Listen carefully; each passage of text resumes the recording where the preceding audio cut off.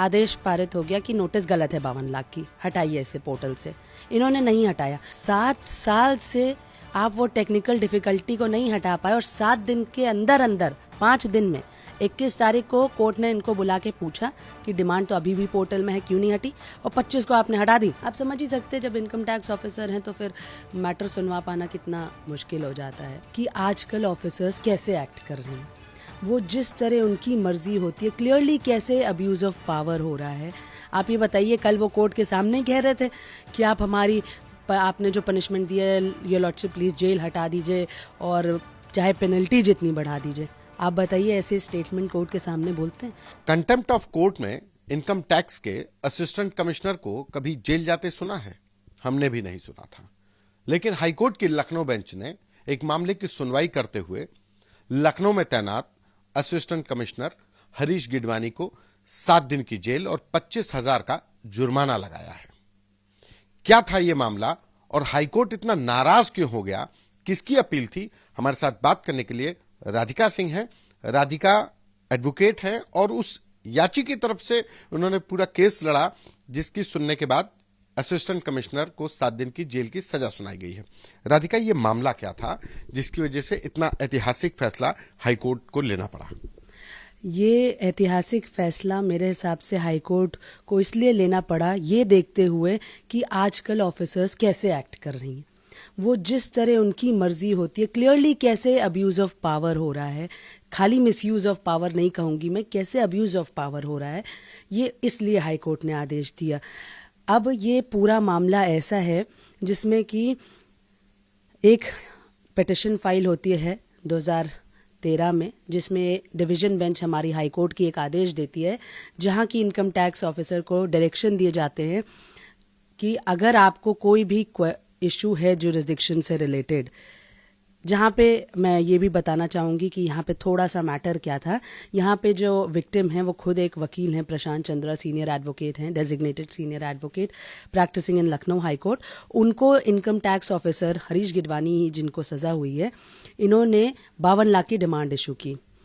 ये 52 लाख की डिमांड पे इंटरेस्ट लगते लगते आज की तारीख में 2022 में मोटा मोटा 90 लाख तक पहुंच गया। अब आप उस इंसान की मेंटल हेल्थ सोचिए जो देख रहा है कि मेरे पोर्टल पे 90 लाख की डिमांड पड़ी हुई है, उस सिबिल स्कोर कितना गिर रहा है, बैंक हरास करती हैं, कोई कार्ड नहीं देता है। ये सब एक वकील के साथ हुआ है। आप सोचिए तो आम जनता के साथ क्या होता है, जो कि वैसे भी इनकम टैक्स ने इतनी दहशत बना रखी है कि कोई उनके अगेंस्ट कोई एक्शन लेता नहीं है। आम जनता ये भी सोचती है कि कोर्ट कचहरी में कहाँ फंसे। अब ये इस मैटर में डिवीजन बेंच कह रही है कि जो आपने नोटिस इशू की है 52 लाख की 2013 की, वो गलत है। आपको हमने लिखा, जब ये आदेश आ गया 2015 में 31 मार्च को, हम आपको लिख रहे हैं, हम आपको इन्फॉर्म भी कर रहे हैं कि आपका ये जो आदेश है ये गलत है और हाईकोर्ट का ये आदेश आया है, इस आदेश के को मानते हुए आप ये नोटिस हटाइए, आप ये पोर्टल से हटाइए। आपने नहीं हटाया, आपने हमें अगले साल की फिर नोटिस इशू कर दी। तब हम कंटेम्प्ट ऑफ कोर्ट में आए 2016 में। 2016 में जब हमने कंटेम्प्ट ऑफ कोर्ट फाइल की तो हमें ये मैटर सुनवा पाना हमारे लिए एक बहुत बड़ा टास्क था।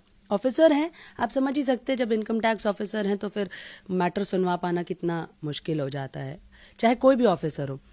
पर 2022 में जब मैटर सुनवाया गया, हमारे ऑनरेबल जस्टिस इरशाद अली साहब हैं, उनको एक ऑर्डर भी है कि पुराने पिटिशन जल्दी डिस्पोज ऑफ हों, तो रिगरस ऑब्जेक्शन गया मेरे एंड से। उस दिन भी तारीख ली जा रही थी, पर रिगरस ऑब्जेक्शन गया मेरे एंड से कि नहीं, ये 2023 में रिटायर हो जाएंगे, मैटर इनफ्रक्चुअस हो जाएगा। तब मैटर की सुनवाई हुई, तब ये उनके तरफ से काफ़ी सारे चेंज ऑफ स्टैंड भी हो रहे थे, कभी कि पैन एड्रेस दूसरा है, कभी दूसरा इनकम टैक्स ईयर है, तो ये सब चीज़ें हो रही थी। पर ओवरऑल जो मैटर फिर कोर्ट को भी लगा, 28 सितंबर 2022 को पहली बार इनको कोर्ट में बुलाया गया कि why charge should not be framed against you. तो दलील दी जा रही थी, हरीश गिडवानी जो असिस्टेंट कमिश्नर हैं, क्या दलील दे रहे थे जो नोटिस दिया और आपकी तरफ से क्यों ये नोटिस गलत था? यह हरीश गिडवानी या यहाँ का जुरिस्डिक्शन का एक मामला था कि यहाँ का जुरिस्डिक्शन नहीं बनता है, तो क्या मामला था वो? बिल्कुल। तो जब आपका इनकम टैक्स एक्ट आपको बता रहा है कि आपको, हमारा जुरिस्डिक्शन दिल्ली में है, हमारा प्लेस ऑफ प्रोफेशन दिल्ली में है, हम हाई कोर्ट कह रही है कि ये नोटिस जो आपने इशू की है वो इलीगल है।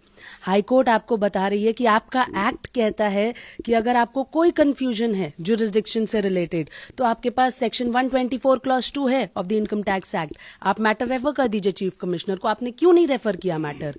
आपने क्यों मुझे फिर से वापस दूसरे ईयर की नोटिस इशू कर दी और उस ईयर की डिमांड पोर्टल से नहीं हटाई? Why were you so personally interested in me और सो मेनी अदर विक्टिम और people those who were harassed when you were in power? So उनकी तरफ से यही दलीलें आ रही थी, आप सेव अपने आप को किसी तरह तो सेव करेंगे ही। पहले उन्होंने कहा, जब इस कोर्ट का हमें अटेंशन मिला तो पहले उन्होंने कहा कि हमने इनका पैन एड्रेस लखनऊ का है इसलिए हमारे को जुरिस्डिक्शन मिला, जबकि पैन एड्रेस दिल्ली का था। आप बताइए, कंटेम्प्ट प्रोसीडिंग में ये डायस पे खड़े होके ऐसी इनकी दलीलें थी, ये उनकी आर्ग्यूमेंट्स थी। फिर उन्होंने, जबकि जहां कंटेम्प्ट में इनको अनकंडीशनल बोनाफाइडी अपॉलॉजी टेंडर करनी होती है, ये हमारा कानून है।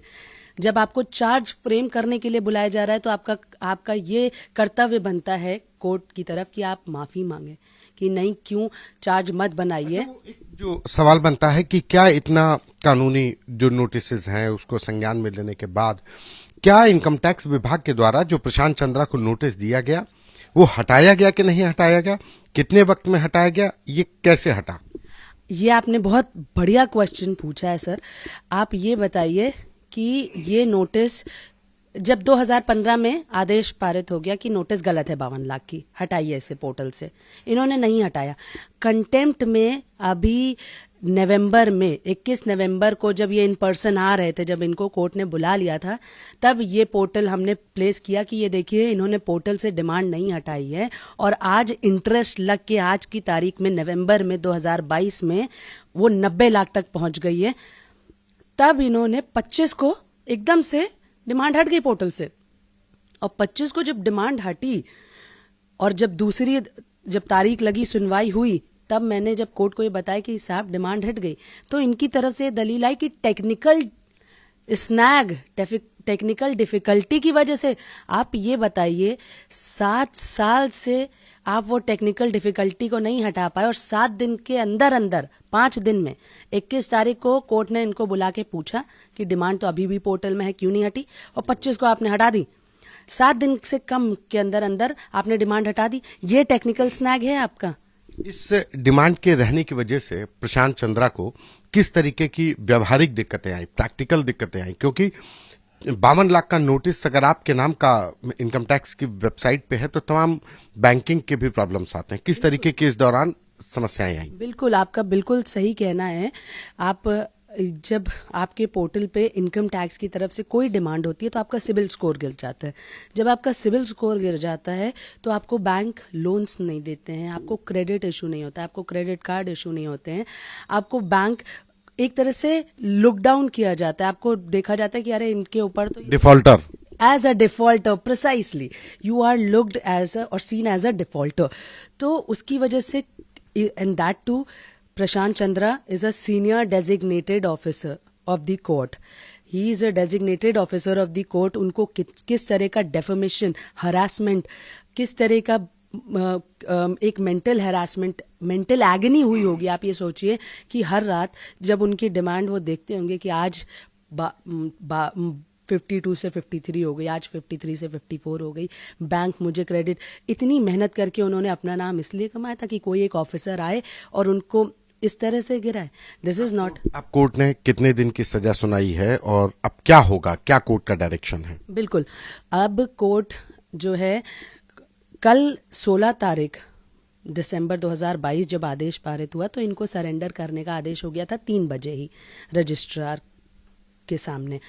पर इनके जो काउंसिल हैं मनीष मिश्रा साहब, और ये खुद भी इन पर्सन इन्होंने कोर्ट से मर्सी प्ली की, तो इनको 22 तारीख तक का समय दिया गया है। तो अब इनको 22 तारीख को सरेंडर करना है और 23 को डायरेक्शन है रजिस्ट्रार साहब को अपनी रिपोर्ट देनी है, 7 दिन की इम्प्रिजनमेंट है और 25,000 इन पे फाइन है। और मेरे हिसाब से ये आदेश इसलिए ज़रूरी था, इसलिए ये अनिवार्य है, बल्कि जब बहस के दौरान भी ऐसे जजमेंट्स मैंने खुद भी पढ़े सुप्रीम कोर्ट के डिसीजन और प्लेस किए ऑनरेबल जस्टिस के सामने। ऑनरेबल जस्टिस खुद ही बहुत लर्नड हैं, I was grateful to argue before him. उन्होंने भी ये देखा कि ये इम्पॉर्टेंट इसलिए था कि एक मैसेज जाना चाहिए सर, एक मैसेज जाना चाहिए। अब ये डेमोक्रेसी के 3 पिलर हैं, आम जनता को ये जानना बहुत ज़रूरी है, एग्जीक्यूटिव, लेजिस्लेटिव एंड जुडिशरी। अगर तीनों में से एक भी फॉल करता है तो पूरा सिस्टम कल्यूड हो जाएगा।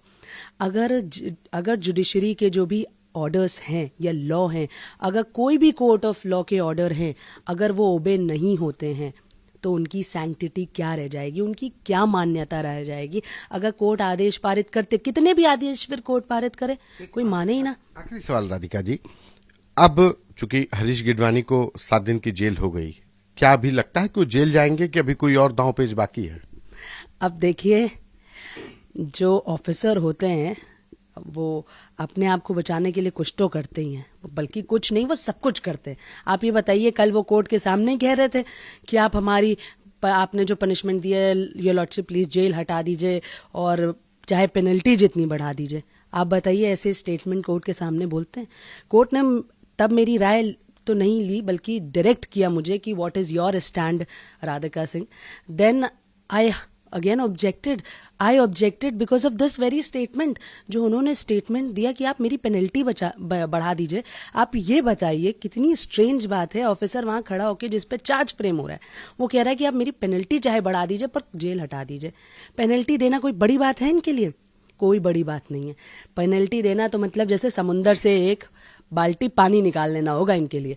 लेकिन अब यही बात है कि अगर ये कोर्ट के आदेश को नहीं मानेंगे तो इन पे और सख्त कार्रवाई होगी। अगर ये कोर्ट के आदेश को मानते हैं तो ये उसके बाद जेल जाना पड़ेगा। तो अब इनकम टैक्स विभाग के असिस्टेंट कमिश्नर हरीश गिडवानी को 22 दिसंबर की तारीख में जेल जाना पड़ सकता है। हाई कोर्ट के रजिस्ट्रार के सामने सरेंडर करेंगे और 23 दिसंबर को हाई कोर्ट की बेंच को सरेंडर करने की पूरी रिपोर्ट भी रजिस्ट्रार की तरफ से पेश की जाएगी। कैमरा पर्सन रोहित के साथ संतोष कुमार, यूपी तक।